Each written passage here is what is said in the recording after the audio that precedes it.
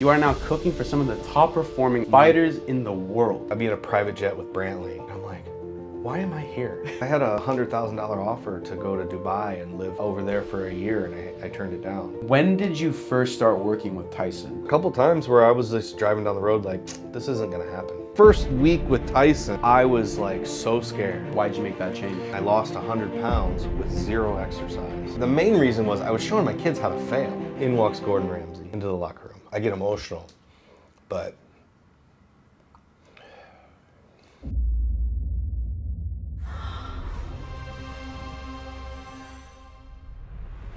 Today I have with me the personal performance chef of the heavyweight champion of the world, Tyson Fury, who's also worked with a lot of other professional fighters such as Errol Spence Jr., Joseph Parker, and even country musician Brantley Gilbert. Mr. Pressley, who I'm sitting here with today, has been through a 200-pound weight loss journey. We're going to talk about it. So happy to finally meet you, sir. thank you. We planned this a little while back. Yes, sir. And I'm very intrigued with your story. So you didn't have a culinary background. You didn't go to culinary school.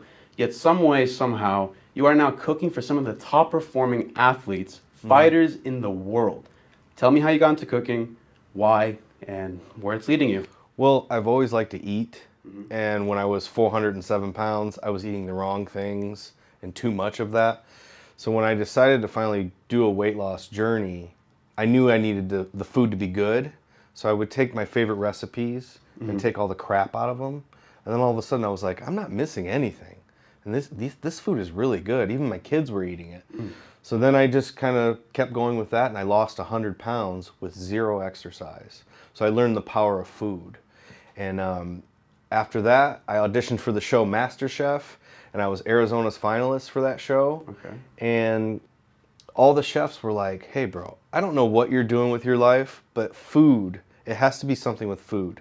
So I really took that to heart because I'd never had chefs come to me and say, hey, your food is really good. Where did you go to culinary school? And these are guys you're competing against too, right? Yeah, well, they were the judges. Oh, got you. But I would look at everybody I was competing against, and I'm like, my food looks better than theirs. You know, it smells better than theirs. Is that something that's important to you too? The aesthetics? Just Oh, as yeah. Much as, yeah. Well, you know, a lot of the top chefs will say you eat with your eyes first. So I make everything look pretty, you Right. know?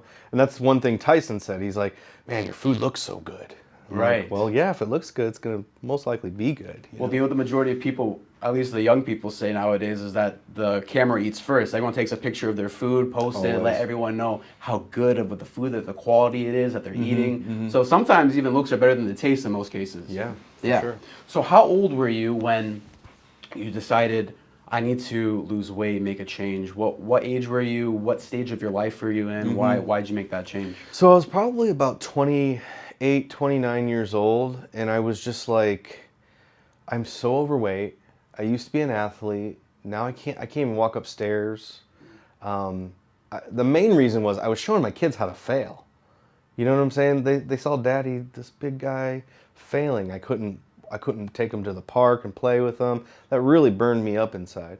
So I started listening to Joe Rogan's podcast, right? Which is, you know, the most bro-y thing. But it was real. He really touched me. Sure. And so he just talked about mental health stuff, and it was at that moment I realized, oh, I'm really super depressed. Let me start working on my mind. I started working on my mind, and then everything else kind of came with it. You know. So were you eating because you were depressed? Is that the mindset? Right. Yeah. Okay. I was eating because I was depressed, and then I was depressed that I was fat, and then I was, yeah, it's just a vicious circle. cycle. I was depressed because I was fat, so let me eat some more to feel better, and then it just, Right. before you know it, I'm 400 pounds. Right. It's very addicting, especially food. And I think the stuff that we eat nowadays, like the sugar, from learning this from Joe Rogan's podcast as well, I'm an avid listener of his. I actually quoted him on my first ever interview. Oh, nice. So I'm with you 100%. The stuff that he teaches is the reason why I present myself the way that I do is because I learned how to speak from him.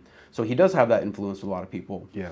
One of the things that he was talking about was how human nature, the sugar in the food, it's not natural to us. It's just as addicting as a lot of drugs are, actually. Yes. Yeah. And nobody's going to tell you to not go to the grocery store and buy a dozen donuts. Yeah. So with you're saying you're removing the bad ingredients from the foods that you love. Can you give me an example of that? So I mainly was, I realized I was eating way too many carbs. Okay. So I went keto. to lose the weight. So I removed all the carbs from my diet. Now, do I recommend keto? I don't know if I do or not. Maybe for somebody that large, keto is a good way to a good entry point into diet. But I knew it was a lifestyle change. I wasn't going to just cut that food out of there and then in 2 weeks I'm going to have a cheat meal. No, I'm doing this and I'm going to continue to do it until I reach my goal. And I reached my goal in 16 months. Wow. No cheat days, no sugar, no cake, no everything I loved in the past. I just said, it's not for me anymore. Was there exercise on top of that, or was it just diet in the beginning and then you started slow? Yeah, so the first 100 pounds was zero exercise. Wow. And then I felt like I was at a weight where I could kind of move around. So I would start walking, going out in the mountains and hiking. And then after I lost 50 more pounds, I got a mountain bike. Because, again, I was going back to my mental health and my depression. When was I the happiest? Oh, when I was a little kid riding around my neighborhood on my bike. Outside, right? So I'm like, I bought a bike and I started riding around and I remember like smiling. I'm like just riding down the road, smiling. I'm like, I'm happy. What is going on? I lost this emotion. I had no idea I could get it back. And then before you know it, because I'm obsessive, I was riding 100 miles a week. Wow. Then 150 miles a week. I just couldn't get enough. I would wake up 6 a.m. and ride until lunchtime sometimes. It was quite the change, That's awesome. I don't hear too many people often saying that biking was their main form of exercise. A lot of people that I know, it's like the weightlifting world, and then they would do like personal training. Yeah. But that's a nice, refreshing story about how that I was. hate lifting weights. Right. Okay. I don't like being in a gym. I do it because I need to do it, but I don't like it. I don't enjoy it. Right. I enjoy being outside. Like, I do garage workouts. I like to be in my own little space doing kettlebell swings or having weights or carrying big buckets of concrete around my neighborhood, just doing things like that. That's fun to me. Yeah, I'm a weightlifter, and I'll tell you right now, that's probably some of the most willingness of suffering that you do is weightlifting. Yeah, for sure. Yeah, you put yourself to that torture. So you were actually, by the way, a veteran. Yep. Thank you for your service. Thank you. And so in the military, how did your perspective change from when you were in there and how you got out in terms of life? Did you have an inclination of being a chef or cooking? Did you ever dabble in the art while you were in the military? And then when you came out, you were like, okay, this is something that I can do? Or no, was it just a completely different paradigm shift when you decided I'm going to lose weight, I'm going to start cooking for myself? So I've always enjoyed cooking. As a kid, I would watch like Food Network and watch my grandma cook and all that. So when I joined the military was the first time I cooked for people. I'd have all my boys over. I'd be like, give me $5. I'll go buy chicken and you guys bring this and you bring beer. Make sure we have plenty of beer, But then I would whip up a chicken dish or a beef dish or something and all the guys would just annihilate it. And it would be gone. They're like, Press, when are you going to cook again? I'm like, you guys like when I cook? It didn't register that I could cook. Right. I thought everybody could cook, right? So that was my first taste of like, oh, I like when they're like eating my food and I'm watching them and they're like enjoying it. Oh, I love it. That's the best feeling, is seeing somebody eat your food and go, are you kidding me? Like they do that look, you're like, yes. If it wasn't cooking, what would it be for you? Was there ever another route? Well, I was a pediatric nurse for a while. I was in healthcare for a long time. I was also in the music business for a short period of time, worked in LA and got to work on some big albums and stuff like that. I was a sound engineer, so I recorded music.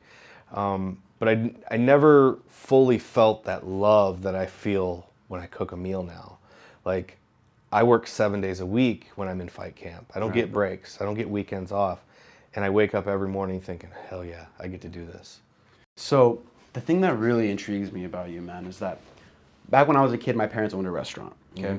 Majority of people that I know who are good at cooking, if they want to monetize off of it, there's one of two options that they choose. One, they become a chef and then they go apply to restaurants and be a chef there. Or two, they start their own restaurant. You took a third route. Yeah. You said, I want to be a privatized chef. How did you know that was the route you wanted to take? How did you go through that route? I didn't even know that was an option. So after the Master Chef thing, I started cooking for my coworkers. I said, I can do meal preps. $10 for a little thing of food for lunch. And they're like, okay, cool. So I started putting out 4 items on a menu, and I'd send it out every Thursday or something. Coworkers where? Coworkers at the hospital. Hospital, got it. And all of a sudden, I had like 8 or 9 doctors I was cooking for. Every lunch time, I would walk through the clinic, and I would smell my food everywhere. And then I took that food to the fighters. I DM'd every fighter in the area. I said, I got this business that I can cook for you. And one fighter hit me back. That one fighter turned into 2. Those 2 fighters turned into 27 fighters before you knew it. All local guys in Arizona? All local guys, yeah. All UFC, Bellator, PFL, a couple boxers. And then I'm like, wow, I think I can really do this. So I took a course with George Lockhart, who is now like my manager, who I work with now. I looked up to him for years and years and years, and now all of a sudden we're working together, which is so crazy. And after I took that course, George pulled me aside and was like, your food's amazing. He goes, keep working hard, and maybe a couple years I'll have a job for you. And I was like, roger that. Okay. If George Lockhart's going to tell me that, he's going to have a job for me in a couple years. So I came back from Vegas, and I just kept going. I was working 7 days a week for 4 years, just grinding, right? Yeah. And then one day he called me. Like, you look at your phone, and it's like your mentor that you look up to, he's calling you, and you're like, holy crap. Yeah. And he's like, hey, brother, I got a big opportunity. And that was Errol Spence. He's like, we're going to send you to Dallas. We're going to pay you. They're going to pay for everything. And I'm like, holy crap, it's happening. Wow. Yeah, it was amazing. So Errol Spence Jr. was a junior? Or? Yeah. Yeah, Errol Spence Jr. was your first big name, you would say, that you were privatized chef for? No. I had done Davidson Figueroa. He was he just fought Moreno a couple weekends ago. I cooked for him during his camp, but it wasn't like going and living with him and that whole thing. It was just mainly meal prepping. But that was still cool to be cooking for a UFC champion, right? Yeah, you know that the food you're cooking is the fuel he's going to be using in that performance that's leading up to this big moment. So that's another thing I wanted to talk to you about, is that you're also not just a good chef, you're a great networker. In a previous interview, I saw that you mentioned that you reached out to a lot of MMA guys in the local area. How many people did you have to reach out to before 1 or 2 of them started hitting you back? Because a lot of people, I'm asking this, you're in a very amazing position right now currently in your career, and it's awesome to see. A lot of people get discouraged before they even get to that point, because they reach out and like, oh, this person never hit me up. I must not be worth it. Right. How was that for you? How was that process? It was really tough. Like, I messaged hundreds of people, hundreds. I would get a notice on Instagram, you cannot message any more people for 24 hours. Right. And I'm like, okay, well, what am I gonna do? Okay, let me go to Facebook. Let me try to get my name out there. But there was a couple times where I was just driving down the road like, this isn't gonna happen. I don't know what to do next. I'm doing everything I can do. And I would just take a deep breath, and I would go, you've come this far. You're gonna give up right now, dude? Right. You're gonna give up? You know what it feels like to give up 400 pounds ago. You know what I'm saying? You know what it feels like to give up. You're done giving up. You're done quitting. Yeah. So I took that as a challenge to myself and said, all right, I got to grind harder. I got to go actually into these fight camps, into these fight dojos, like the MMA lab, Fight Ready. Put a face with the food. I would go into Fight Ready. I would talk to my good friend Dan the Hitman Moret. He's a Bellator fighter, one of my best friends now. I said, what time's practice get over? He said, 1 o'clock. I said, will you rally all the guys up, make sure they don't leave? I'm going to be there at 12:45. He's like, okay, what are you doing? I said, I'm going to give away a bag full of food to all these guys, just so they can taste my food. For free. For free. You know what I'm saying? It cost me hundreds of dollars, but I didn't care. I knew that hundreds of dollars would turn into thousands of dollars, or a good networking connect, right?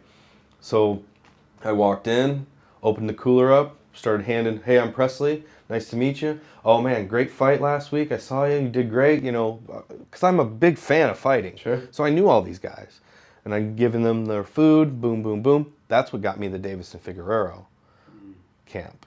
Because Captain, I don't know if you know Captain, Henry Cejudo's coach. He came up to me and he's like, "This food's pretty good." He goes, "I might have some work for you." And I'm like, "Yes." Right. This worked. It Right. worked. And then about 2 weeks later, I get a picture from Captain. It's him and Davison Figueroa. Hey, we need a Ready Fits meal prep for this camp. That's awesome. And I was like, oh my God. And then 3 weeks after that, I get a phone call from a random number. I answer it, and it was Calvin Gastelum, who was like my favorite UFC fighter. He's like, hey brother, I heard you're the man for food. And I'm like, I am absolutely the guy for food. How the hell did you get my number? Yeah. You know, and he's like, oh yeah, I got it from Dan, hope you don't mind. I'm like, no, I don't mind at all. You're one of my favorite fighters. So we build a relationship, and now me and Calvin are friends. It's so crazy how all this works. Your life comes full circle. Yeah, it's amazing. I've had a lot of those full circle moments. What else? So MasterChef, right? I auditioned for MasterChef in Phoenix. I become Arizona's finalist. And flash forward a few years, I'm with Tyson, and we're sitting in there, and we just talked about everything. And he was like, so do you like any chefs? Are you fans of any chefs? And I was like, well, Anthony Bourdain, I got tattooed on me, and Gordon Ramsay. He's like, well, I'm friends with Gordon Ramsay. I said, no way. This is like week 2 of the fight camp. So flash forward to, we're in Tottenham Stadium in London. Tyson's got his shorts on, he's got his hands wrapped, he's getting ready. In walks Gordon Ramsay into the locker room. I'm like, holy shit. Oh my God. It's huge. It's your hero. And then all of a sudden Tyson goes, Press, where are you? Where's Press? Get Press. I come running over, and he's like, this is my chef, Gordon. And I like shook his hand. I was like, holy crap, this is amazing. And then I text my girlfriend. I'm like, oh my God, I just met Gordon, and I didn't hear anything from her. And then about 10 minutes later, she's got a selfie with him. She's like, guess who you're sitting next to? Oh, no way. So I got to sit next to Ringside? Gordon. Ringside. We were this far away from the ring. Right. Gordon's right here, and we're just talking, chopping it up, like we're old pals. Yeah. And then she's like, you have to tell him. You have to tell him why you're here. And so I'm like, I get emotional, but it's crazy. But like, it's a really cool moment when you get to tell the person that means a lot to you that you're here because of them. Yeah. And look them in the eyes and tell them. And he was so touched. He like literally looked at me, and he was like, I love hearing that. That's amazing. Because I told him my whole weight loss journey, and then how I got into cooking, and how he didn't accept me on the show. I just like kind of like, made a joke out of it. Yeah. But then like he stood up, put his finger in my chest, and he's like, I want to stay in contact with you. I was like, okay. He's like, scan this code. I scanned it, and it was his personal cell phone number. And I was like, I looked at my girl, she's sitting next to me, and we're both like, holy crap, what just happened? He's like, text me so I have your number. And I'm thinking, yeah, right, I'm going to text him. He's not going to text me back. A day and a half later, I text him. He texts me right back. Basically a breakdown of what we talked about all night. So I knew it was him. He's like, anytime you're in Vegas or in London and you're near my restaurant, give me a day's notice, and we'll set up a showcase for you and your friends to eat. And I was just like, what is my life? Those types of moments, I had a bunch of those, like, what is my life? Yeah. What am I doing here? How did I get here? Right. Like, I'd be in the kitchen at Tyson's house, and I'd hear, splish, splash, I was taking a bath, screaming throughout the house at like 6:30 in the morning, and it's Tyson waking up Tommy and his dad, John. Yeah. And, and you hear John like, shut the hell up, we're trying to sleep. It's just like, where am I? It was just so amazing. So when you're in moments like that, right? I was listening to a story about Chaz Palminteri, one of the legendary mafia actors, and he was saying he found himself on a private jet after the Bronx Tale. He was with Robert De Niro, and Robert De Niro is on his side, he's sleeping, and Chaz is sitting there with his 5-course meal in front of him. There's people bringing him out champagne on this private jet, and he's thinking to himself, like, I don't know if I belong here. And then he calmed himself down, and he was like, I do belong here. Did you ever have that moment? All the time. Yeah. Because you have like, what is that called? Imposter syndrome? Imposter syndrome. Right? A lot of times I'll be in I'll be in a private jet with Brantley, and I'm like, why am I here? Before we went on the private jet, Brantley goes, you want to come with us? I said, well, I don't know if you need me to be there, or I don't want to be in the way or take up too much space. And he looked at me dead in the face. He goes, do you want to go or not? And I said, I do want to go. Makes a call. Press is coming. Okay, we got room? Good. Boom. That's Done. awesome. Yeah. And you're like, oh, you got to remind yourself, you're in this company for a reason. Yeah. You're here for a reason. You gotta really, because if you start believing the imposter syndrome, your performance is gonna dwindle.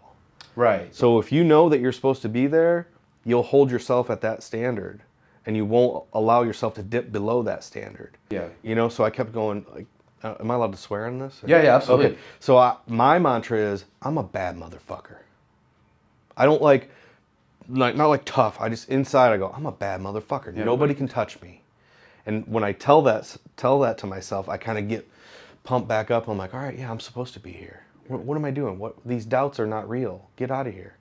You know? Yeah, absolutely, man. I love to hear it. So just to transition a bit, when did you first start working with Tyson? I want to know the dates. So I flew out to the UK in the beginning of August for Joseph Parker's camp. Okay. I was doing really well with Joe and the coach Andy Lee. He was a welterweight champion of the world, Olympian, amazing company. And Andy and Tyson are really close. And so I would be at practice or whatever, and I'd see Andy talking with Tyson and this and that, and then Andy would come back and he goes, hey, Tyson really likes you. And I told him that your food's good, you're on time, you're very focused. And I was like, oh, okay. I had no idea what that meant. Like, what does that mean? So at Joe's fight, we're in the locker room. So this is September 15th, September 21st or something like this. 2022? Mm-hmm. Got it. We're in the locker room and Tyson said, hey, can I talk to you? And I was like, sure. Pulls me aside and he's like, I don't want you to go home. I want you to stay. I'll give you a car. I'll give you keys to my house. And you're going to stay and do my camp. And I was like, okay. I guess I'm staying in the UK, right? Yeah. And I called George, because George Lockhart's usually working with Tyson. And I said, Tyson asked me to stay. He goes, oh, I know. Tyson talked to me first. I told him that you're 100% the man for the job. I was like, whew. Wow. Again, it goes back to, the guy I looked up to, the guy that worked with Conor McGregor and DC and all these big names.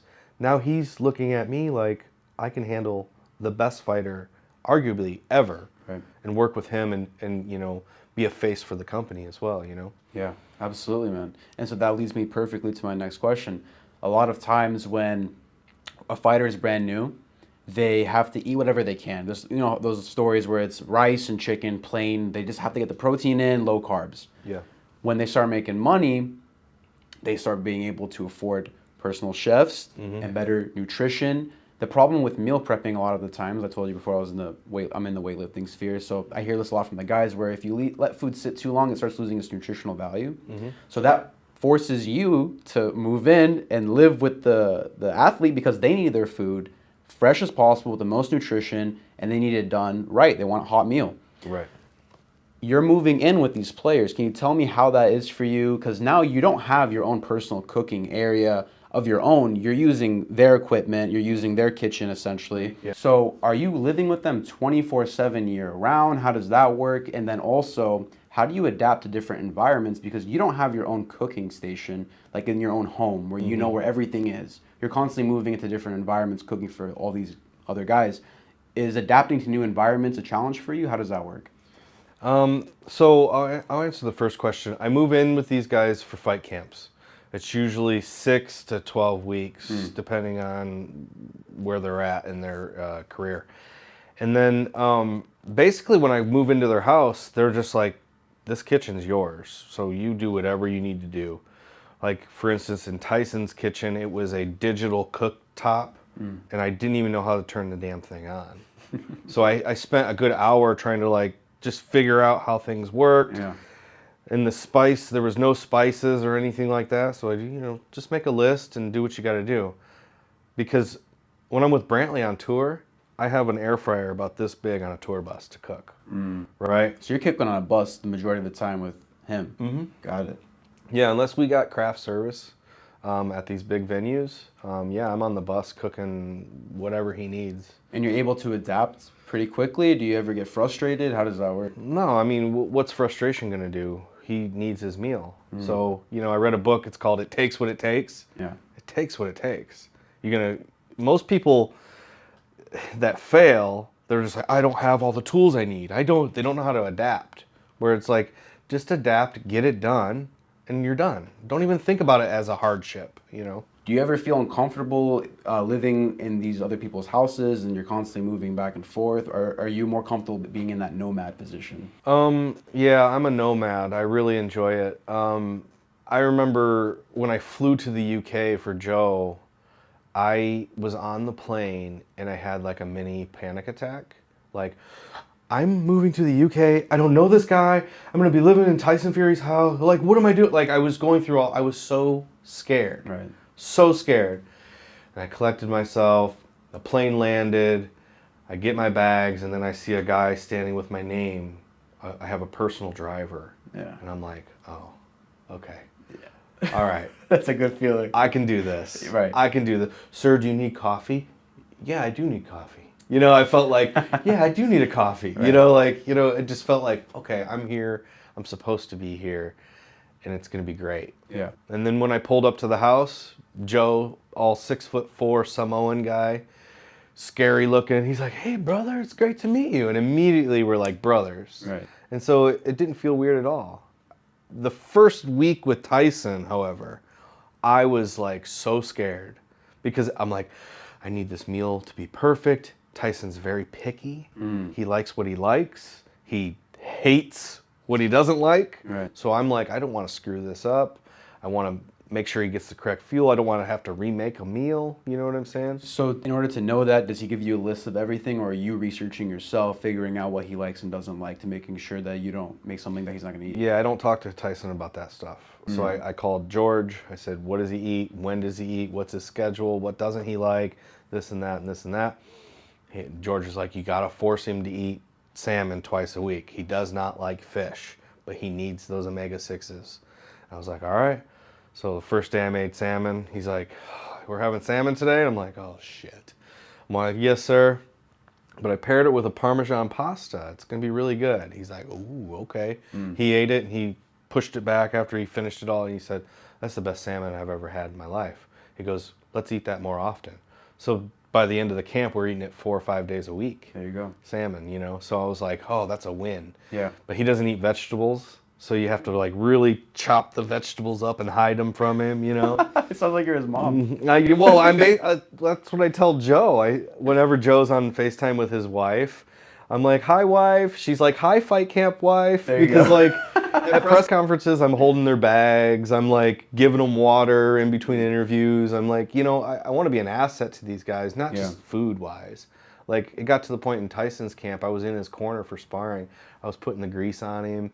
I was putting his headgear on him, giving him water in between rounds, sitting right next to Sugar Hill, listening to the instructions and learning so much about the sweet science of boxing. It was just like, I was a kid in a candy store at that point. That's awesome, man. Yeah, it was amazing. And so are you a one-man show? Do you ever have anyone working with you that goes and fetches you the ingredients, someone who's in the kitchen helping you cook? Or is it all by yourself? It's just me. I wish I had somebody to go to the grocery store and clean up. But no, I go to the grocery store, I get all the ingredients, I cook it, I clean, I organize everything, all the supplements that they take before practice. I gotta like have their post-workout shakes, with the salt and all that crap. And yeah, it's a full-time job 7 days a week, but it's the most rewarding and amazing job, So I heard from celebrity chef Curtis Stone, and he was explaining what it was to own and operate a restaurant. He said, every guest that walks through your door, you need to act like they're a guest coming into your home. You need to give them the absolute most camaraderie, make them feel welcome, give them the most respect, like it's literally somebody walking into your living room. You, on the other hand, it's flipped. You're going into somebody else's house. So how is that dynamic where the majority of chefs, they're expecting people to come to them, but now you have to go to other people? I don't know, because I've never worked in a restaurant. I've never had that other side. I've only worked with these guys in their homes. And when I'm cooking, it's yes, sir, no, ma'am. Is there something I can get you? Oh, no, no, sit down, sit down, sit down. I'm like a waiter, you know what I'm saying? As well as serving the food, I'm getting them the sauces or what do you want to drink? What do you know? So going in and cooking for these guys, it doesn't feel weird at all, or it feels comfortable. Got it. You said that there was a lot of things that you need to know for Fury, but let's say you cook up Tyson Fury an amazing dish, like you said, that salmon pasta dish, right? And let's say now you have to cook for Errol Spence Jr. And you know that that dish was amazing. You got a world champion seal of approval. Do you go and make that same thing for him, or is it completely different? They have their own meal prep that you need to go through, their own specific ingredients they need. Do you ever share the same ingredients in meals, or no? Is it different dishes for them? Yeah, because like it kind of what works, right? Some people have different tastes. Like for instance, Joe Parker, that man would eat anything. So I could just be like, all right, we're gonna have a Thai coconut curry tonight. Oh, tomorrow we're gonna have a lamb with a Greek yogurt sauce. You know, like he didn't care. Whereas Tyson was more tailored to him. Chicken, chicken, chicken, and fish. You know what I'm saying? That's what he wanted mostly. But with Errol loved fish, so I made him all kinds of fish dishes. But I just tailored them to what they needed. Errol needed to lose like 27 pounds, right, in a short period of time. So I'd make him really good food, but it would be real small portions. Oh, got it. And with Errol, we ate 8 different meals a day, right, plus 2 snacks. I just wanted to keep him in a constant burn the whole time, whereas opposed to Tyson and Joe, since they're heavyweights, we're eating 3 big meals, 2 snacks, 2 protein shakes, depending on the practice schedule. So are you working with a nutritionist that's telling you, hey, this is how many calories this guy needs to hit, or is it all you're figuring everything out? I'm figuring everything All out. on you. Okay, got it. Yeah. Cool. We all see supermodels and athletes and think, man, if I could eat what they're eating, I could have a body just like theirs. Well, now you can. With this amazing recipe e-cookbook, you can get a digital download with 38 amazing pages, all written by Chef Pressley himself, that he used these recipes for his 200-pound weight loss journey. Train like Tyson Fury and share his favorite lunch exactly the way it's made and prepared for him by Chef Pressley himself. Fighters of all kind eat these same exact dishes, even a knockout taste that Errol Spence Jr. approves of. Fighting's not your style? That's cool. Too barbaric for your civilized taste buds? How about you taste what country musician Brantley Gilbert's favorite meal is? Yeehaw. Cook like Chef Pressley and eat like a champion. Link down in the description to get your own purchase today. Actually, before we move on, I kind of want to take a break really quickly, and I just want to give you something as a thank you for making time to coming out here today. Okay. And so I thought it would only be appropriate that we give you a going away present. You're going to need something for cooking for the next few camps that you're a part of. And so we got you a custom-made apron with your logo sweet. and my logo. That's amazing. And this is made by the boys over at Ferta Worldwide. That's all yours, man. That's amazing. They actually made you 2 versions of it. That's the main one right there. That's dope. I will for sure wear this. That's amazing. Thank you so much. Hey, you got it. Thank you. No problem. So back to our scheduled program. Are there points now in your career where people are reaching out to you for you to cook for their camps, or even just not even fighters, and then you have to turn them down? You're like, I'm too busy, man, I can't do this. Yeah, I get a lot of DMs from guys that are like amateurs. Hey, bro, is there any way you could help me do this and that? And if I have time, I'll like write them a plan, because I know how it is to be up and coming. You don't have any money, and you're trying to do the right things. And I know a lot of people helped me throughout my career when I had nothing. So it's good to give back, but yeah, I've turned down, I had a $100,000 offer to go to Dubai and live over there for a year, and I turned it down. I was just like, I can't believe I got that offer. Yeah. You know, it's really cool. What's to come now if I get an offer like that to go to Dubai for a year? But I think I've made such great connections with Joe Parker and Brantley Gilbert, and then, you know, hopefully soon I'll be going with Jelly Roll. They're like family to me, and they treat me as such. You know, I'm like their little brother, because they're all these huge, big dudes, and they treat me like a little kid. You know what I'm saying? Yeah. So I would much rather take a pay cut to work with somebody that I feel comfortable with than to make a bunch of money and be in a camp that I feel uncomfortable. Right. It's that tribe also where it's like For sure. your guys are sometimes more important than your overall career. Of You course. need that connection with those people. Yes.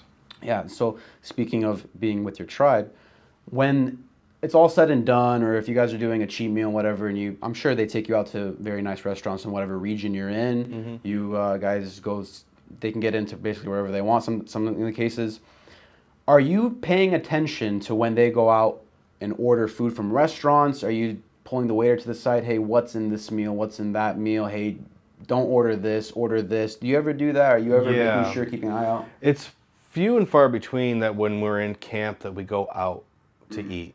We've done that a couple times, and Joe will just hand me the menu and go, "What am I eating?" And I'll just go, "Oh, this but not that, this but not that." Got it. You know, but after the fight, it's whatever they want, you know, and we eat. Yeah. We eat. That's your reward. Oh yeah. Yeah. So has the dining experience for you gotten worse or amplified now that you know what you're doing behind the stove? So are you sitting there at a restaurant being like, oh, this is kind of ruining my experience because you know what went into it? Or does it make it better because you're like, I know exactly what it took to make that. I appreciate it more. It's both.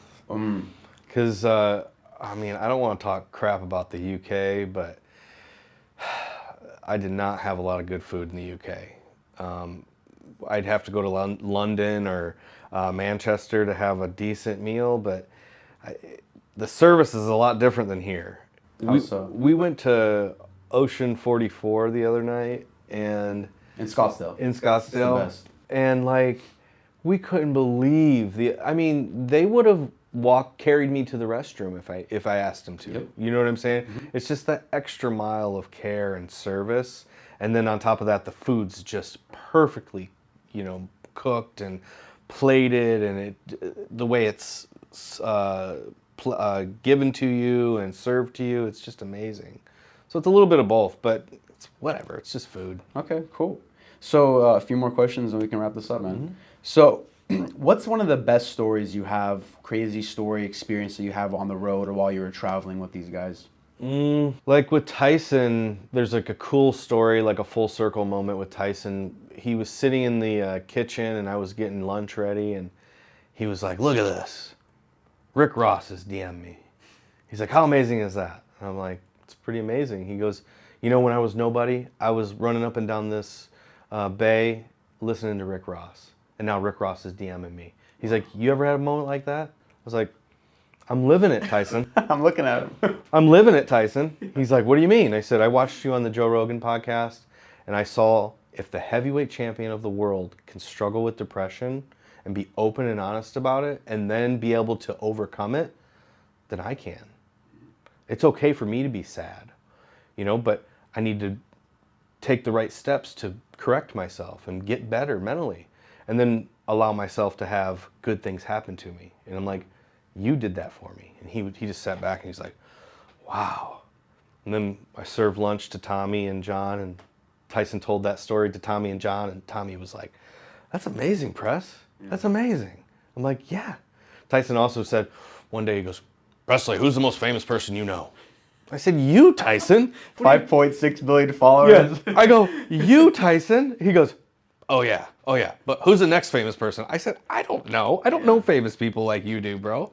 You know, so just had a lot of those cool moments with him. Yeah, sometimes you don't know the impact you have on people. That's the cool thing about when you reach those levels. Yeah, like with Brantley, when I was with Brantley, I cooked for the family, the kids, you know, the wife, and they would text me weekly, "When are you coming back?" Or they'd send me videos. They're little kids, they're real little. They say, "Hey, Mr. Prestley, where are you? We miss you." I'm like, oh my God, like I made an impact on these people, Right. you know? Right. And then when they booked my plane ticket to go back on the 6th, they were like, his wife sent me a text. We're like, "We're so excited to see you," and all this. And I'm like, I'm not used to people being excited to see me. Why are they so excited? But I bring a different energy. I want you to do the best you can do. I want the kids to have the most fun. You know, I want the bus driver. I would sit up front with the bus driver on tour and just talk to him about health. Like, "You're sitting a lot. Maybe not eat this. Just switch this little thing. You'll start feeling better." Or don't eat at this time, you'll sleep better, because he would talk to me about his sleep. You know, the road manager, I would talk to him. Hey, let's stop smoking so many cigarettes late at night. Maybe during the day, whatever, do what you got to do. Late at night, let's ease back on the cigarettes. That way you can get a good night's sleep. You're going to feel better the next day. You know, I just wanted everyone in the team to be at their highest level, because then Brantley can be at the highest level. Right. It's the energy around him. Mm-hmm. Yeah. And so they all feel that. They call me the prodigal son. The prodigal son is coming back. That's amazing. You know, it's like, oh crap. All because you made one decision to make your life better. Amen. That's where it comes from. Mm-hmm. And so, last question. Would you ever consider opening up your own restaurant in the future?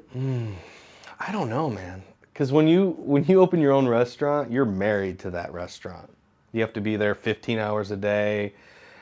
I have too much fun having freedom and being able to, like, all right, breakfast is done. Let me go pick up my girl. We'll go have our own coffee. We'll go to Manchester. We'll go fun. Okay, we got to get back. Yeah. It's lunchtime. You know, whereas if you're in a restaurant, you're on call all the time, right? So maybe eventually, maybe if I get older, I would love to open up like a sandwich shop, like a good sandwich and soup, like good coffee, like a cafe type feel. But right now, no, I'm having too much fun. All right, well, if you ever do, I want a reserved booth in the back just for me. You got it. Hey, man. Thank you so much for making Thanks, this time. brother. It's awesome meeting you. Thanks, brother. Cool.